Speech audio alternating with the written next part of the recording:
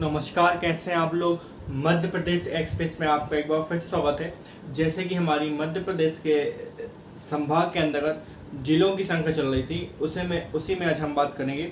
जो हमारा सागर संभाग है, उसके अंतर्गत आज जो हमारा जिला है वह दमोह। तो आज हम दमोह के बारे में बात करने वाले हैं। क्या चल रहा है हमारा चल रहा है सागर संभाग। क्या चल रहा है? हमारा सागर संभाग चल रहा है। और सागर संभाग के ही अंतर्गत हम आज जो जिला पढ़ेंगे वह है दमोह जिला। कौन सा संभाग चल रहा है हमारा? सागर संभाग चल रहा है। सागर संभाग में आज जो हम जिला पढ़ेंगे वो है दमोह। ये हो गया हमारा ब्लैक पेन, क्या पता कहाँ चला गया है। दमोह जिला। तो हम आज सागर संभाग के अंतर्गत जो हमारा दमोह जिला है वो हम पढ़ेंगे। इसको क्या है? पीपल नगरी कहते हैं। किसको? दमोह को क्या है? पीपल नगरी कहते हैं।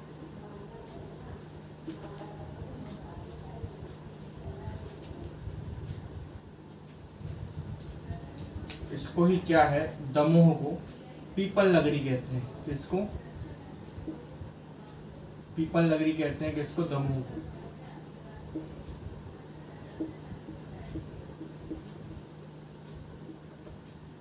दमोह को क्या कहते हैं? दमोह को पीपल नगरी कहते हैं। यहाँ पर अगर हम नेशनल हाईवे की बात करें तो NH 34 लगता है। जहाँ अगर हम नेशनल हाईवे की बात करें तो NH 34 लगता है। सागर संभाग है, उसके अंतर्गत हम दमोह जिला पढ़ रहे हैं।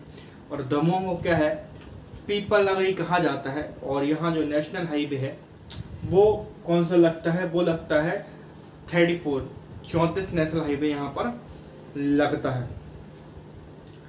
तो हम सबसे पहले इसके प्लेस के बारे में बात करेंगे। जो दमोह में कौन कौन सी ऐसी प्लेस हैं जो हमें जानना चाहिए। उसके बाद हम उसकी जनसंख्या की बात करेंगे, लिंगानुपात की बात करेंगे, तहसील की बात करेंगे। और जो दमोह है वो किसके लिए प्रसिद्ध है उसके लिए हम बात करेंगे। तो ये जो यहाँ पर क्या है? प्राचीन ऐतिहासिक नगरी यहाँ रही है। और यहीं पर क्या है? प्रागैतिहासिक गुप्तकालीन और कलचुरी युगीन शासनकाल के पर्याप्त साक्ष्य मिले हैं। तो सबसे पहले अगर हम बात करें प्राचीन ऐतिहासिक युग, अगर हम यहाँ बात करें प्राचीन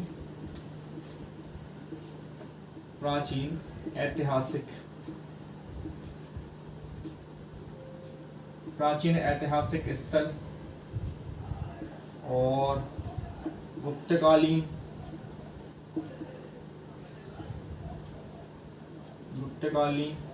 कलचुरी।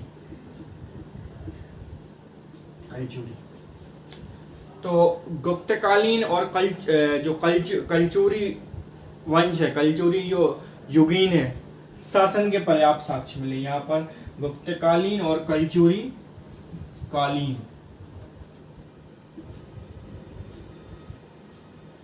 दोनों यहाँ पर क्या है? दोनों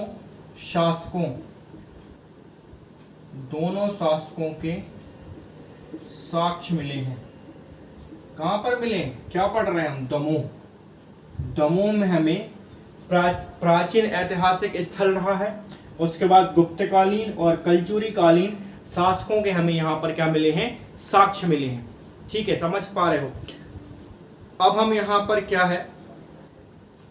दमोह जो है पीपल नगरी कहते हैं। उसको क्या कहते हैं? पीपल नगरी। जटाशंकर जहां से भगवान का प्रसिद्ध मंदिर है, यहीं पर क्या है? जटाशंकर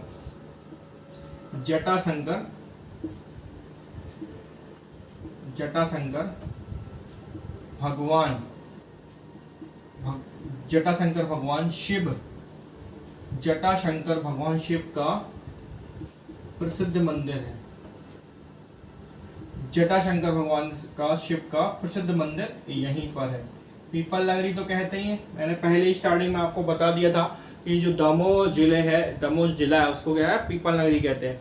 पुरातात्विक महत्व है इसका भाई, क्या है पुरातात्विक महत्व किसका, जटाशंकर भगवान का मंदिर का पुरातात्विक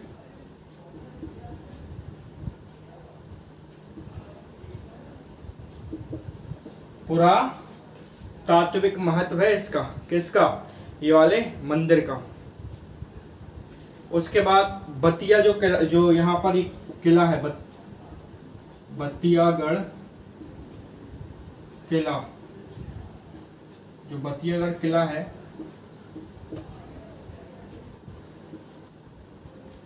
बतियागढ़ जो किला है, बतियागढ़ जो किला है, बतियागढ़ जो किला है, ये क्या है, बतियागढ़ जो किला है वो पर्शियन वास्तुकला का उदाहरण है, पर्शियन वास्तुकला का उदाहरण है, पर्शियन वास्तुकला का उदाहरण है, पर्शियन वास्तुकला का उदाहरण है। कौन सा, जो बतिया किला है वो क्या है, पर्शियन वास्तुकला का उदाहरण है। हम क्या पढ़ रहे हैं, सागर संभाग के अंतर्गत हम दमोह जिला पढ़ रहे हैं। दमोह जिला को पीपल नगरी कहते हैं, क्या कहते हैं, पीपल नगरी कहते हैं, क्या कहते हैं, पीपल नगरी कहते हैं। नेशनल हाईवे कौन सा लगता है, नेशनल हाईवे 34 लगता है, 34 लगता है। ऐतिहासिक स्थल है, गुप्तकालीन कलचुरी कालीन शासकों के यहाँ पर साक्ष्य मिले हैं। जटाशंकर भगवान शिव का प्रसिद्ध मंदिर है, पुरातात्विक महत्व है इसका। बतियागढ़ किला क्या है, पर्शियन वास्तुकला है। इतना आपको समझ में आ रहा होगा। यहां हम बात करें भैंसा, अगर हम बात करें फिर यहीं पर, यहां तक लिखा रहने दे रहे, यहां अगर हम बात करें फिर जो प्लेस है भैंसा, यहां क्या है, यहां और हम यहां यहीं के समीप, यहीं के समीप, यहीं के समीप क्या है, एक जलकुंड बहता है, जलप्रपात, जल निदान कुंड। यहीं के समीप क्या है, प्रसिद्ध, यहीं के समीप प्रसिद्ध जलप्रपात, जलप्रपात निदान कुंड है, प्रसिद्ध है, जो कि प्रसिद्ध है भैंसा में। भाई जो एक भैंसा है वो नरसिंहपुर के पास, जो नरसिंहपुर जिला है वो वहां भी एक भैंसा, और जो एक यहाँ भैंसा है, यहाँ पर क्या है, यहाँ इसके समीप ही क्या है, प्रसिद्ध जलप्रपात निदान कुंड जो कि प्रसिद्ध है। अगर हम बात करते हैं फिर आगे, यहाँ पे अगर हम बात करें सिंग्रामपुर की, जो हमारा दूसरा प्लेस है, यहाँ सिंग्रामपुर,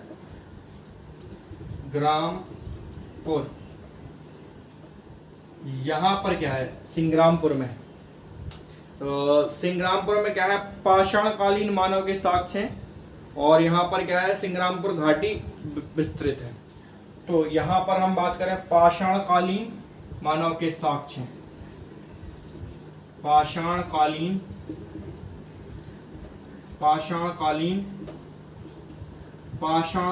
मानव के साक्ष्य, समझ पा रहे हो, पाषाणकालीन मानव के साक्ष्य, पाषाणकालीन जो मानव है उसके साक्ष्य। और यहाँ पर क्या है, जो यहाँ पर सिंग्रामपुर है, सिंग्रामपुर घाटी का विस्तार है या विस्तृत है, जो यहाँ पर सिंग्राम घाटी का विस्तृत है। तो जो सेकंड प्लेस है हमारा वो क्या है, वो सिंग्रामपुर है। तो सिंग्रामपुर में क्या है,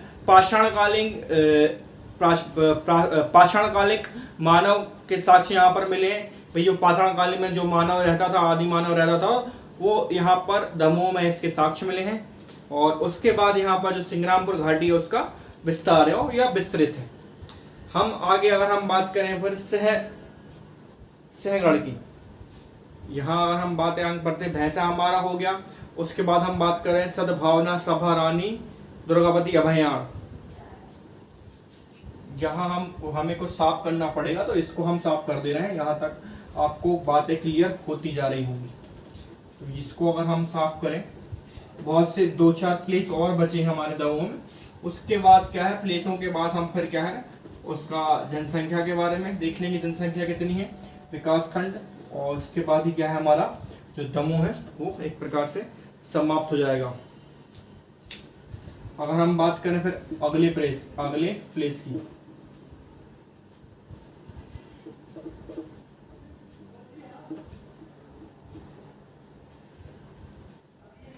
अगला जो प्लेस है हमारा, हम बात करें सिंगरगढ़।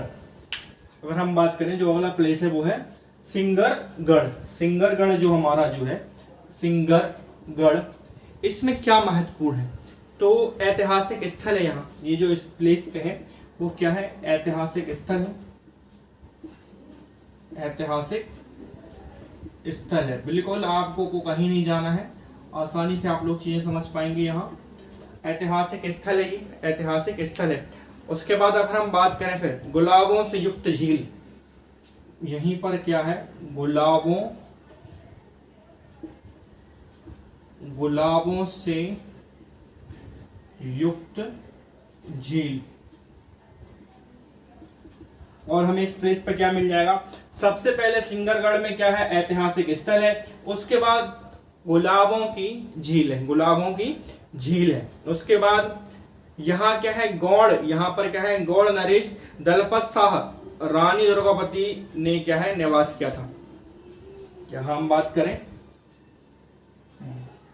दलपत शाह रानी दुर्गावती ने निवास किया था।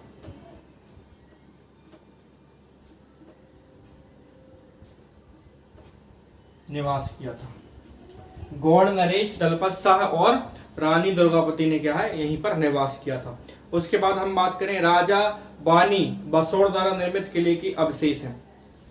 राजा बानी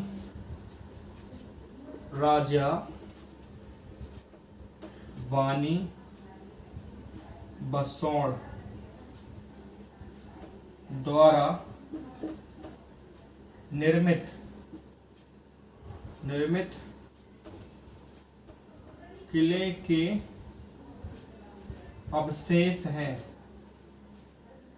के अवशेष हैं। तो सिंगरगढ़ में हमें यही देखना है। तो पहला क्या है, एक तो ऐतिहासिक स्थल रहा है, दूसरा क्या है गुलाबों से युक्त झील है, तीसरा क्या है दलपत शाह जो कि गौड़ शासक नरेश थे, रानी दुर्गावती के साथ यहीं पर क्या है निवास किया है। राजा बानी बसोड़ द्वारा निर्मित किले के अवशेष यहीं पर हमें मिले हैं। अगर हम बात करें फिर अगला जो प्लेस है वो गिरि दर्शन की बात करें, तो अगर हम बात करें अगले प्लेस के बारे में तो गिरि दर्शन, दमोह हमारा जिला चल रहा है और दमोह जिले के अंतर्गत हम क्या है दमोह जिले के जो स्थान है और स्थान में क्या क्या वहां पर विशेष है वो हम देख रहे हैं। आगे हमारा जो अगला प्लेस है वो है, कहां पर हमारा जो अगला प्लेस है वो है गिरि दर्शन। तो गिरि दर्शन में क्या है, ऐसा हमें क्या जानना है गिरि दर्शन के अंतर्गत, तो क्या है जेब्रा के निकट घने जंगलों में स्थित फॉरेस्ट स्टेट हाउस और वॉच टावर। हम बात करें यहां पर क्या है, तो forest rest house, forest rest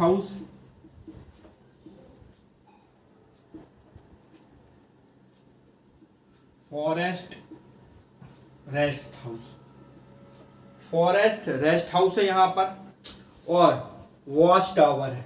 क्या है जो अगला जो है वॉच टावर है,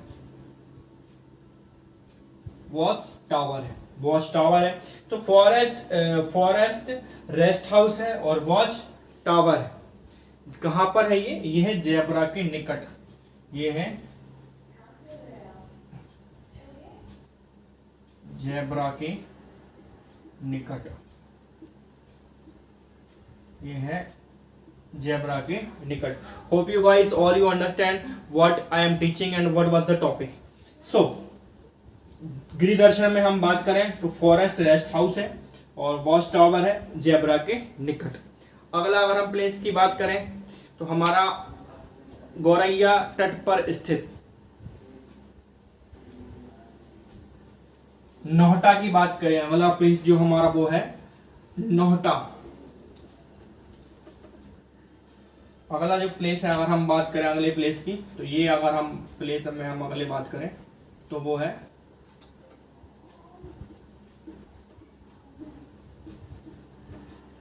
नोहटा की बात करें। इसमें हमें क्या जानना है, और सबसे पहले अगर हम बात करें कहां पर स्थित है, गौरैया गौरैया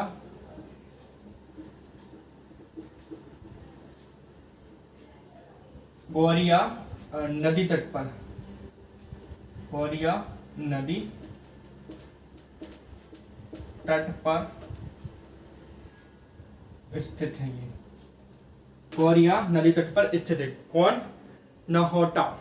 अगर हम बात करें यहां पर क्या है तो नीलेश्वर महादेव का प्रसिद्ध मंदिर क्या है, यहां पर हम बात करें तो नीलेश्वर महादेव का मंदिर है।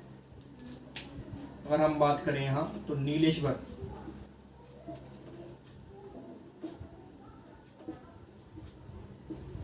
नीलेश्वर महादेव का प्रसिद्ध मंदिर क्या है, नीलेश्वर महादेव का यहां पर प्रसिद्ध मंदिर है। नीलेश्वर या नालेश्वर, नालेश्वर महादेव का प्रसिद्ध मंदिर है। क्या है यहाँ पर? नालेश्वर महादेव का प्रसिद्ध मंदिर है। और जो कलचुरी शासक है बर्मा द्वारा यहाँ पर 1000 ईस्वी में निर्मित नोहटा सभी चंदेलों की राजधानी रहा है। ये जो नोहटा है वो क्या है? चंदेलों की राजधानी रहा है। चंदेलों की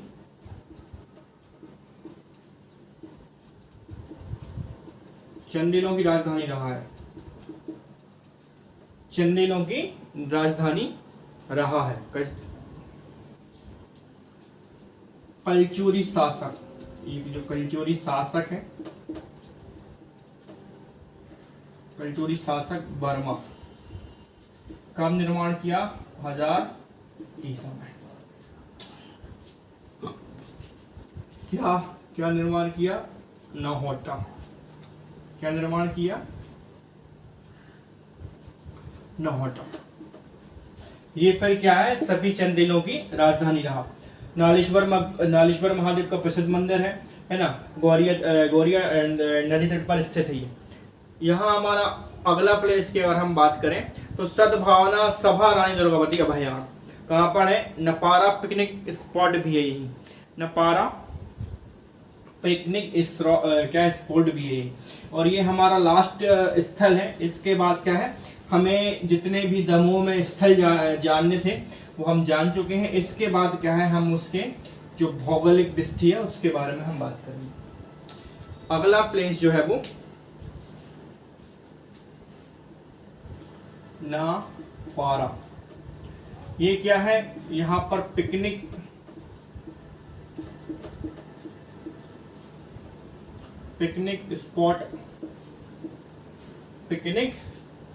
स्पॉट है। और सद्भावना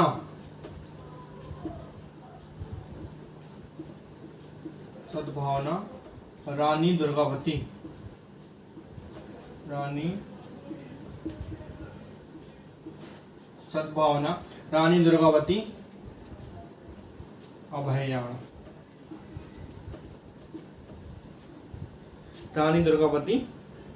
अभयारण्य, सद्भावना सभा रानी दुर्गावती अभयारण्य कहाँ पर है? कहाँ पर है? नपारा में। तो यहाँ पर हमें जितने भी प्लेस हमें दमोह के बारे में जानने थे वो हमने जान लिए हैं। इसके बाद हम बात करेंगे यहाँ के क्षेत्रफल के बारे में। ठीक है, यहाँ अब हम बात करते हैं उसका क्षेत्रफल कितना है और यहाँ पर तहसीलें कौन कौन सी हैं। अंत में कुछ विशिष्ट यहाँ पर तथ्य और हैं, तो उनके बारे में भी हम बात करेंगे। सबसे पहले अगर हम यहाँ दमोह के क्षेत्रफल के बारे में बात करें, ठीक है, क्षेत्रफल के बारे में बात करेंगे। उसके बाद हम फिर यहाँ जनसंख्या के बारे में बात करेंगे कि कितनी जनसंख्या दमोह में है, और जनसंख्या के बाद हमारा है आता है जन घनत्व, फिर आता है क्या हमारा जन घनत्व, और जन घनत्व के बाद ये हमारा आता है फिर लिंग अनुपात, और फिर लिंग अनुपात के बाद यहाँ पर आ जाता है हमारा तहसील, और तहसील के बाद आता है हमारे यहाँ विकास खंड, और विकास खंड के बाद आता है हमारा पिन कोड, और फिर प्रमुख आकर्षण केंद्र वहां पर क्या क्या है। तो सबसे पहले अगर हम दमोह की क्षेत्रफल की बात करें तो 7,306 यहाँ पर वर्ग किलोमीटर इसका क्षेत्रफल है। इसका क्षेत्रफल है दमोह का, कितना है 7,306 वर्ग किलोमीटर दमोह का क्षेत्रफल है। हम बात करें फिर जनसंख्या की तो 12,64,419 अच्छी खासी जनसंख्या है यहाँ पर दमोह में, 12,64,219। जनघनत्व लेकिन क्या है 173 है, ये थोड़ा सा कम है। जनघनत्व कितना है 173। और लिंगानुपात की बात करें तो लिंगानुपात यहाँ पर है 910। बेचारे 90 जो लड़के हैं वो बेचारे ऐसे ही कुमारी यहाँ पर रह जाएंगे। दमोह की तहसील की बात करें तो यहाँ पर क्या है 7 तहसील है, तो खुद तो पहली तहसील खुद ही हो गई दमोह। अब दमोह के बाद हमारे जो 6 बस्ती हैं वो कौन कौन सी हैं, तो पथरिया, यहाँ पर विधायक भी थी एक, क्या बोलते हैं दबंग विधायक भी थी, सबको पता होगा, वो लेडीज विधायक थी जो पथरिया सा होगा उनको पता होगा, पथरिया। दूसरा हो गया हमारा पथरिया। तो उसके बाद फिर हम बात करें जबेरा, उसके बाद अगर हम बात करें तेंदुखेड़ा, उसके बाद हमारी जो अगली तहसील है वो है तेंदुखेड़ा। भाई एक तेंदुखेड़ा हमारे यहाँ नरसिंहपुर जिले में भी है, एक तेंदुखेड़ा हमारे यहाँ नरसिंहपुर जिले में भी है, तो वो तेंदुखेड़ा अलग है और ये तेंदुखेड़ा अलग है। और उसके बाद हटा ये हमारी अगली तहसील हो गई। उसके बाद अगर हम बात करते हैं फिर पठेरा,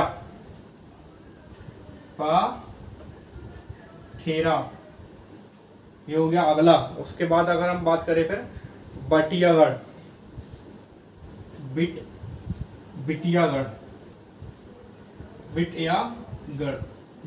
हो गया, ये हो गया बिटियागढ़। तो कितनी हो गई हमारे पास तहसील है 1 2 3 4 5 6 7। तो पहला हो गया दमोह, ये हमारी 7 तहसील हुई है। पहला हो गया दमोह, दूसरा हो गया पथरिया, और उसके बाद जबेरा, तेंदुखेड़ा, हटा, पठेरा और उसके बाद बिटियागढ़। ये हो गया हमारा 7 हमारा तहसील हो गया। और हम विकास खंड की बात करें तो विकास खंड भी कितने हैं 7 हैं, और 7 क्या है सामान्य, 7 जो विकास खंड है वो सामान्य है। हम बात करें फिर यहाँ पर पिन कोड तो 470 661 ये हो गया इसका pin code, that is the pin code. हम बात करें फिर यहाँ पर प्रमुख जो आकर्षण केंद्र हैं वो कौन कौन से हैं, तो बालीगढ़ का किला, यहाँ हम देखें प्रमुख आकर्षण तो बालीगढ़ का किला, ये पर्शियन वास्तुकला में बना है। बालीगढ़ का किला किस में बना है, पर्शियन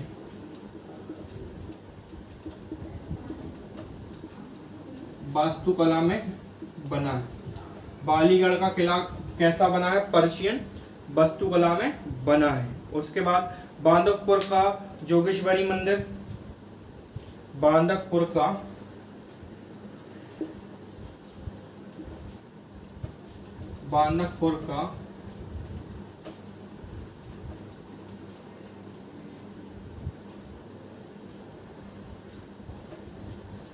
जोगेश्वरी मंदिर, बांदकपुर का जोगेश्वरी मंदिर। उसके बाद हटा का किला,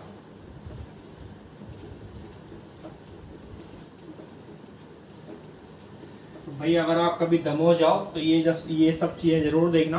सबसे पहले बालीगढ़ का किला उस पर्शियन वास्तुकला में है, उसके बाद बांदकपुर का जोगेश्वर मंदिर, उसके बाद हटा का किला। और हटा का क्या है, पीतल उद्योग, और हटा का क्या है, पीतल उद्योग, और इसको क्या है, पीतल की नगरी कहते हैं। पीपल, सॉरी गलत लिख गया था, पीतल की नगरी कहते हैं। किसकी? पीतल की नगरी कहते हैं इसको। क्या है, पीतल की नगरी कहते हैं, क्योंकि यहाँ पर क्या है, पीतल उद्योग है,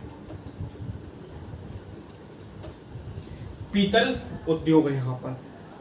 पीपल नहीं है, वो पीतल नगरी है, सॉरी। यहाँ पर क्या है कई बार हो जाता है। तो यहाँ पर क्या है, पीतल नगरी है, पीतल की नगरी है और पीतल उद्योग है। तो यहाँ पर क्या है, हम थोड़ा सा और इसके विशिष्ट के बारे में देख लेंगे। उसके बाद जो हमारा है, ये जो दमोह जिला है वो खत्म हो जाएगा।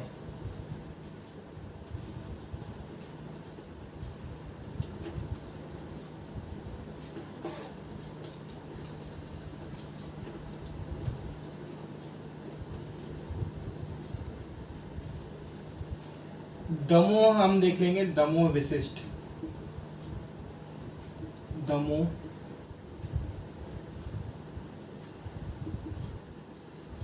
में विशिष्ट।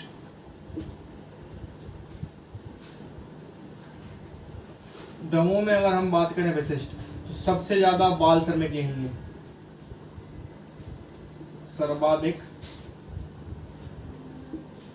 बाल श्रमिक। तो सर्वाधिक जो बाल श्रमिक है वो दमोह में ही होता है। सर्वाधिक बाल श्रमिक कहाँ होता है? दमोह में ही।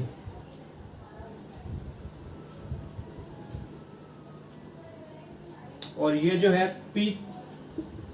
पीतल के सामान के लिए प्रसिद्ध है, पीतल के सामान के लिए प्रसिद्ध है। किसके? पीतल के सामान के लिए यह प्रसिद्ध है।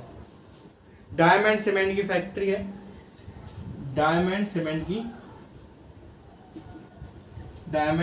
जो सीमेंट है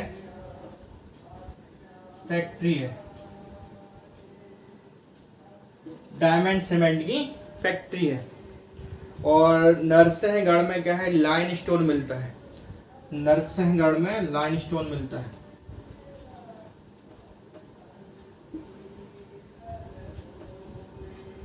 नरसिंहगढ़ में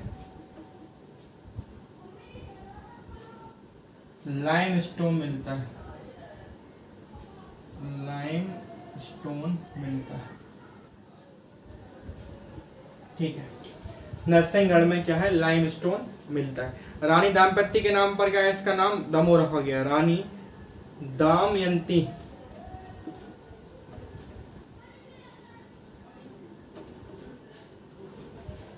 दमयंती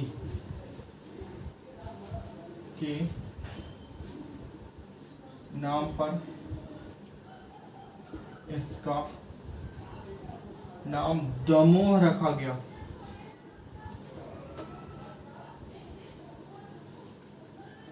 ठीक है, तो ये था दमोह में विशिष्ट।